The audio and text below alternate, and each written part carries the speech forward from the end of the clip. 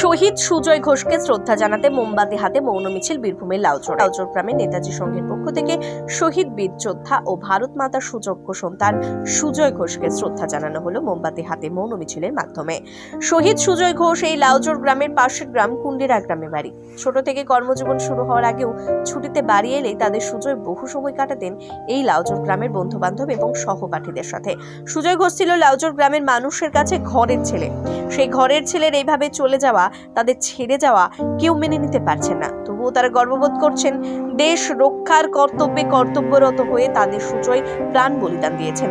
সুজয় ঘোষ তাদের গর্ব, তাদের অহংকার এবং দেশ রক্ষার কাজে অনুপ্রেরণা জুগিয়ে গেছে। তাই তাদের মোমবাতি হাতে শেষ শ্রদ্ধা সুজয়কে অমর রোখে এই ব্যানারকে সাথে নিয়ে। এই মোমবাতি মিছিলে ছিলেন নেতাজি সংঘের বাপ্পা মালী, তরুণ মালী, বলরাম মণ্ডল, বুদ্ধদেব দাস, শীতল মালী সহ অন্যান্য সদস্যরা এবং গ্রামবাসীবৃন্দ।